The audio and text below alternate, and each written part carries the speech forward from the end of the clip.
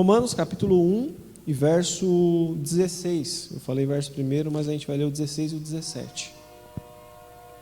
Diz assim o texto: pois não me envergonho do Evangelho, porque é o poder de Deus para a salvação de todo aquele que crê, primeiro do judeu e também do grego, visto que a justiça de Deus se revela no Evangelho, de fé em fé, como está escrito, o justo viverá por fé. Vamos ter uma palavra de oração? Senhor, nós te agradecemos, Pai, nós te louvamos pela tua palavra. Pedimos, ó Deus, que de alguma maneira o Senhor possa iluminar o nosso coração, para que nós possamos receber aquilo que provém do Senhor. Não deixe, ó Deus, que nenhuma mensagem humana, nenhuma mensagem do homem tenha acesso ao nosso coração, mas preserve em nós apenas aquilo que provém do Senhor, apenas aquilo que é capaz de nos edificar, de promover vida, de promover restauração em nós. Faça assim, Senhor, para o nosso bem e para a tua glória. É a oração que fazemos e fazemos em nome de Jesus. Amém. Amém. Esse tempo de quarentena, de distanciamento, a gente teve a oportunidade de ressignificar muita coisa na nossa vida. A gente está tendo essa oportunidade. Nós estávamos vindo de uma rotina quase que automática, quase que no piloto automático.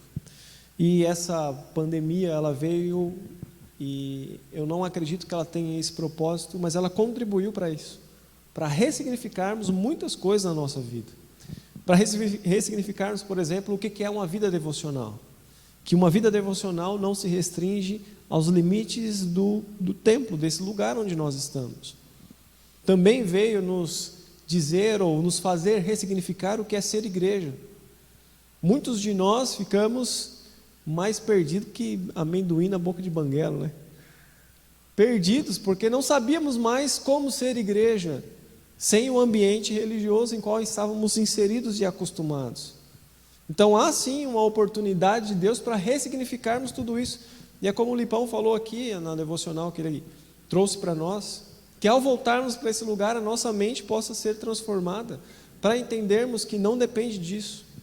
Apesar de que tem toda uma importância estarmos aqui hoje, eu estou aqui com o coração aquecido de estar aqui, mas eu sei muito bem que ser igreja não depende de estarmos nesse local, porque ser igreja faz parte da nossa natureza, daquilo que nós fomos feitos. Quando nós entregamos a nossa vida a Jesus, nós somos inseridos, a Bíblia diz que nós somos colocados no corpo de Cristo, nós somos inseridos no corpo. Isso é ser igreja, é estar conectado no corpo de Cristo. E uma das coisas que também esse processo de ressignificar muita coisa trouxe para a gente, é ressignificarmos o Evangelho que cremos. Eu me lembro muito bem que no começo do ano passado, 2019, a nossa proposta, quando nós abrimos Romanos, como fizemos hoje, capítulo 1, a frase que marcou o início dessa série de mensagens, era de sermos responsivos sobre qual evangelho nós cremos, quando falamos ou quando nos identificamos como evangélicos. A nossa ideia, quando nós fomos pregar Romanos, era respondermos de qual evangelho nós estamos falando, quando nós falamos que somos evangélicos. Não foi essa a proposta nossa? No início, em janeiro ainda de 2019, a gente postou no grupo da igreja lá, que o nosso objetivo seria responder de que evangelho nós estamos falando, quando nós nos identificamos como evangélicos, como alguém que crê no evangelho. Porque nós acabamos de ler um texto no verso 16 aqui, onde Paulo diz: eu não me envergonho do evangelho, mas eu tenho para mim, e acredito que muitos de vocês têm também, que existem muitos evangelhos aí fora, da qual a gente tem vergonha.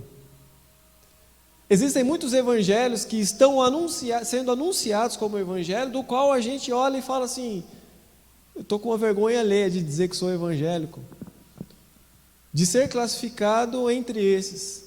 Eu estou com vergonha.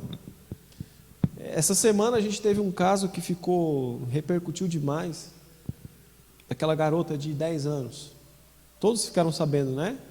Ela foi abusada pelo tio, foi violentada, e ela acabou engravidando, foi para uma clínica de aborto, e nas duas matérias, tanto na que eu vi, enquanto Naquili dizia a seguinte frase: os cristãos, eu até anotei aqui em algum lugar, deixa eu ver se eu acho que aqui, os cristãos se reuniam em roda para orar e ofender o médico e a menina de 10 anos.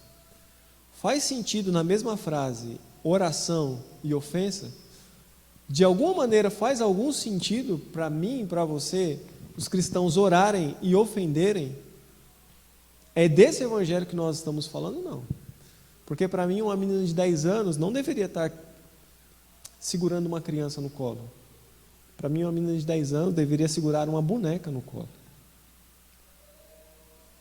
Mas nós cristãos parecem não se preocupar com tudo que essa menina perdeu.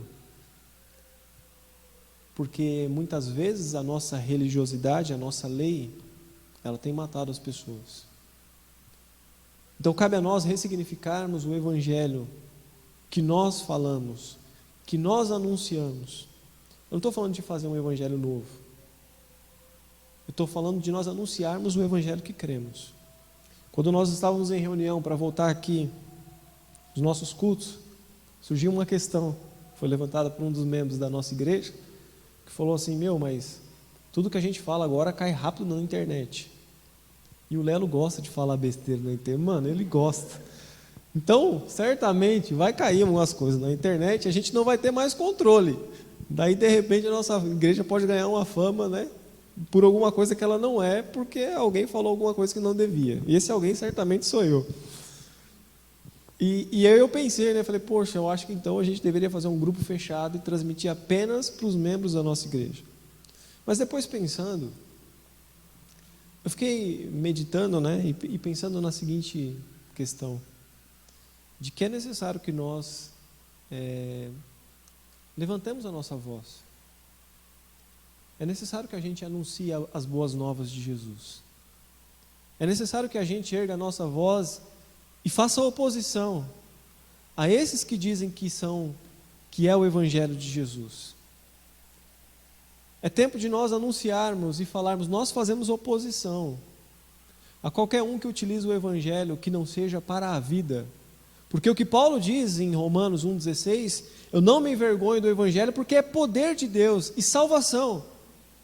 Qualquer evangelho sendo anunciado que não tem salvação como mensagem central, que não tem vida como mensagem natural, esse evangelho precisa ser fortemente rejeitado.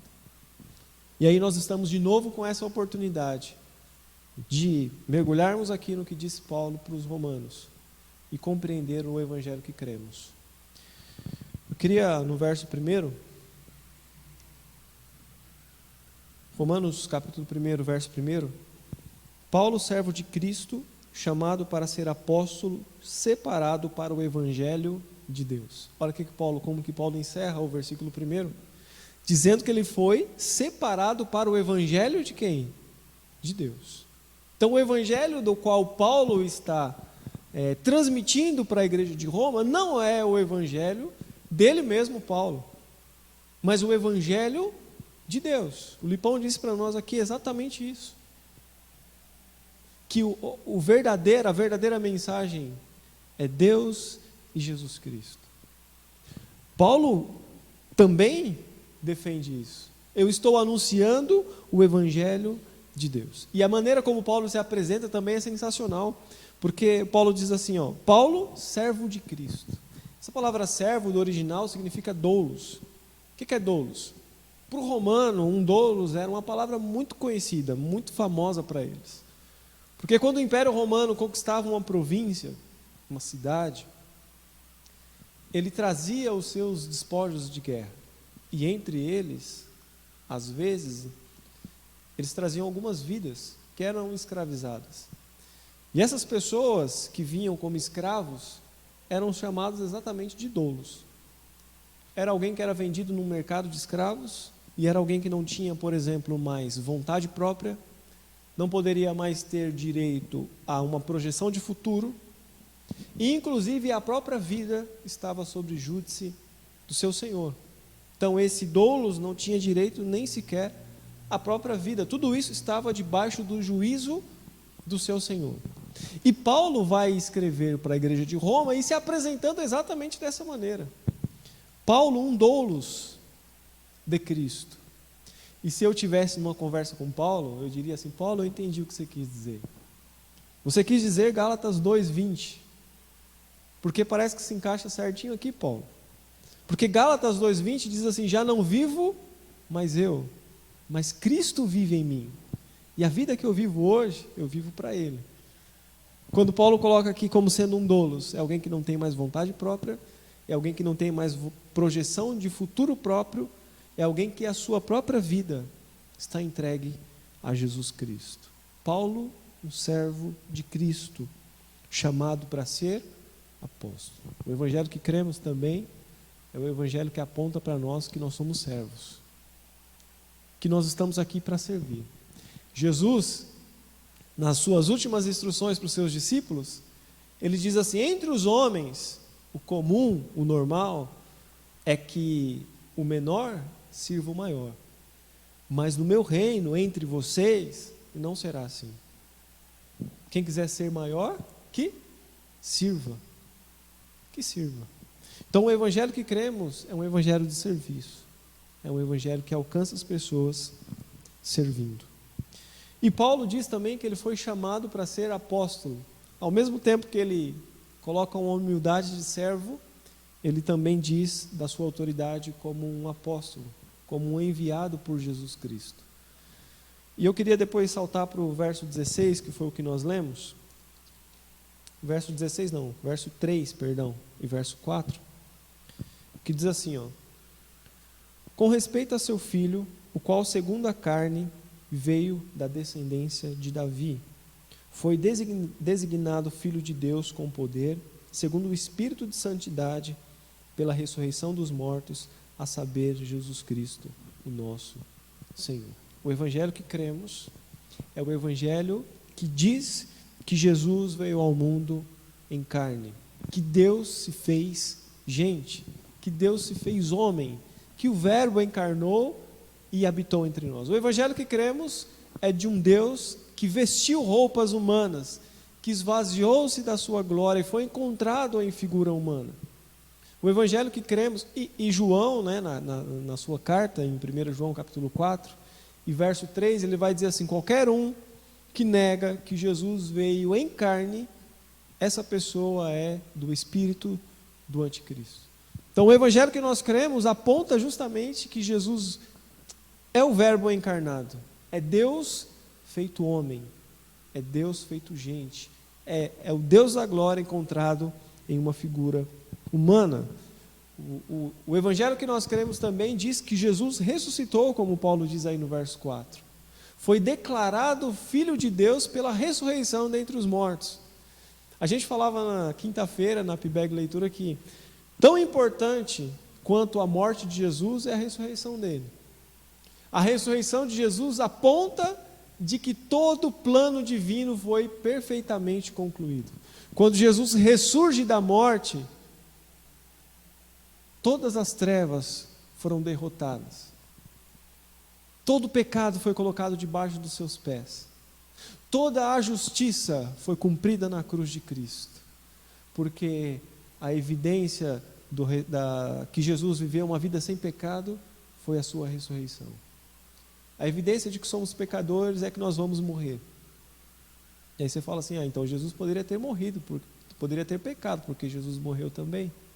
Mas a evidência de que ele passou sem pecado é que ao terceiro dia ele é devolvido à vida, para declarar a justiça do Cordeiro. E por ele nós cremos e podemos também provar dessa mesma vida. Agora sim, verso 16, vamos correndo aí, tentar resumir pelo menos o capítulo 1 hoje. Pois não me envergonho do Evangelho, porque é poder de Deus para a salvação de todo aquele que crê, primeiro do judeu e também do grego. O evangelho que nós cremos é o evangelho que não condena, mas é aquele que carrega o poder que salva o homem. O evangelho que nós cremos não é um evangelho de condenação. O evangelho que nós cremos não pode trazer em si uma cultura de ódio. Não pode. Porque o evangelho que nós cremos é esse que salva. Você já parou para pensar que você mesmo não precisa condenar ninguém? Você não precisa condenar ninguém. Porque o mundo já está condenado. Não é a própria Bíblia que diz que o mundo já está condenado? Nós somos esses que não anunciam palavras de condenação. Pelo contrário, nós somos esses que brilham com a luz de Jesus e que no meio das trevas desse mundo traz as boas notícias do evangelho que salva. Porque no mundo condenado, eles não precisam ouvir palavras de condenação, eles precisam ouvir palavras de salvação. Eles precisam ouvir o evangelho que salva. Era comum, antigamente, a gente pregar assim: se você não aceitar Jesus, você vai para o quinto dos infernos. Já ouviram isso aí? A minha mãe falava isso para mim, tomara que ela não esteja assistindo aqui no YouTube. Você se converte, menino, porque na barra da minha saia você não vai, não. Então a gente sempre, eu principalmente, ou particularmente, sempre pregava o evangelho com essa ideia de céu e inferno. Então, se você aceitar o evangelho, você vai para o céu. Se não, filho, vai para o quinto dos infernos, né? Mas o mundo já está condenado. O mundo já virou as costas para Deus. O mundo já é caído. A natureza geme. O que resta para nós? Boas novas, boas notícias. O evangelho salva o homem. O evangelho tem poder para salvar. Verso 17. Visto que a justiça de Deus se revela no evangelho, de fé em fé, como está escrito, o justo viverá por fé. A justiça se revela no evangelho. É esse evangelho que nós estamos falando. O evangelho da justiça de Cristo. Nessa justiça que pela fé nós podemos alcançar. A gente tem falado na IBD, quem tem acompanhado sabe, que quando nós falamos de viver pela fé, nós não estamos falando de viver de forma irresponsável. Vou doar todo o meu salário para missões e Deus se vira para pagar minhas contas mês que vem. Não é isso que significa viver pela fé. Não é. Viver pela fé é viver todos os dias crendo naquele que te justifica. Viver pela fé é viver todos os dias com o dedo apontado para Cristo Jesus, falando: é Ele que me salva, é na justiça dEle que eu vivo, é por Ele que eu posso viver todos os dias, agarrados nos méritos de Cristo Jesus. Isso é viver pela fé. É abandonar toda a nossa pretensão de sermos alguma coisa diante de Deus pelos nossos próprios méritos e viver todos os dias depositando a nossa fé, a nossa crença, a nossa confiança na justiça de Cristo. Verso 18.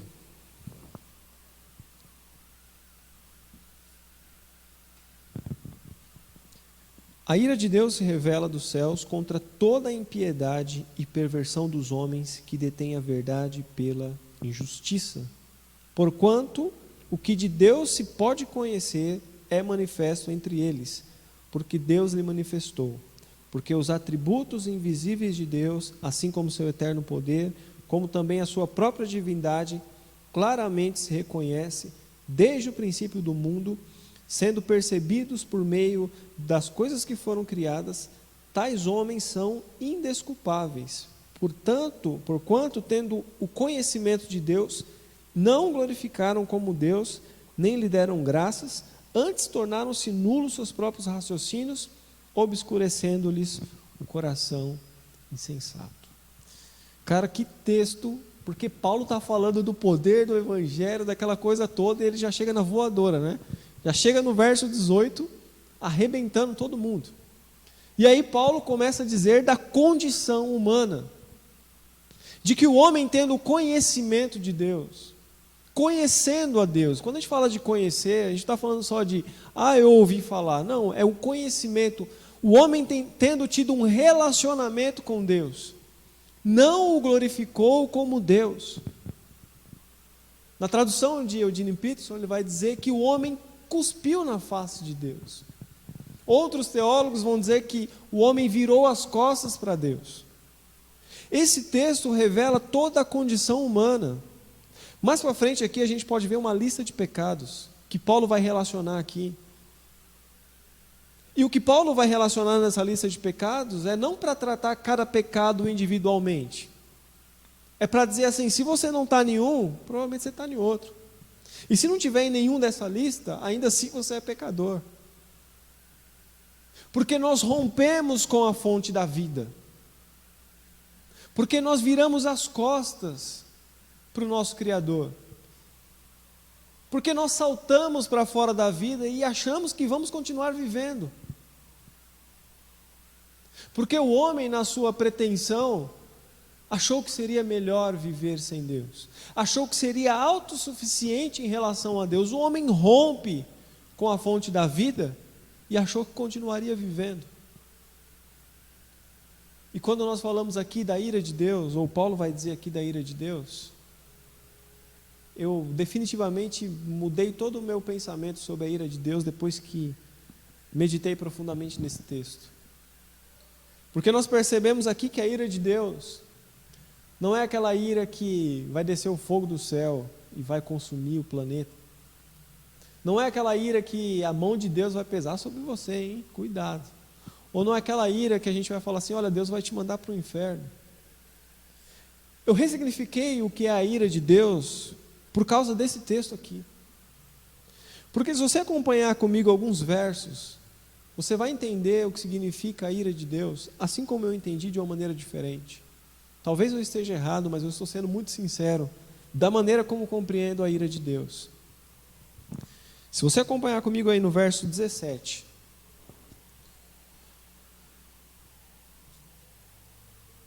Verso 17 não, perdão, verso 26. Olha aí, ó.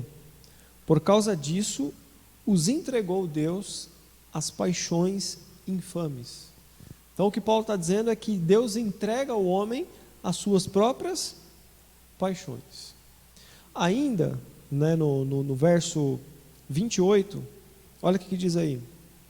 E por haverem desprezado o conhecimento de Deus, Deus os entregou à disposição mental deplorável para praticarem coisas inconvenientes. Verso 24. Por isso Deus entregou tais homens à imundícia pela concupiscência de seus próprios corações. Nesses 4 versos que nós lemos, a gente enxerga essas duas palavras. Deus abandonou ou Deus entregou? Deus abandonou o homem ou Deus entregou o homem às suas próprias paixões? Sabe como que agora eu vejo a ira de Deus? Eu vejo a ira de Deus não quando Deus nega aquilo que eu tanto quero. Eu vejo a ira de Deus quando Deus olha para mim e fala assim, Lelo, você quer tanto aquilo? Então eu te entrego, eu te abandono. Eu deixo então você viver os seus próprios desejos. Eu não vejo mais a ira de Deus quando Deus me diz um não. Eu vejo a ira de Deus quando Ele diz um sim. Quando Ele me abandona. Quando Ele me entrega as minhas próprias paixões e aos meus próprios desejos. A ira de Deus se revela. De que maneira? Abandonando o homem às suas próprias paixões. E o resultado de tudo isso é o que nós estamos vendo aí fora. O mundo perdeu completamente o senso de amor, de justiça, de liberdade, de viver em comunhão, e tudo isso é fruto do pecado. Tudo isso é fruto do homem ter rompido com a fonte da vida. Que a gente possa, como igreja, entender que nós não podemos viver descolados do nosso Senhor. Nós não somos autossuficientes, nós não somos independentes. Nós somos criados por Ele e para ser com Ele. Então, que a nossa vida possa ser uma expressão de estar em Deus e vivermos através dele. Amém?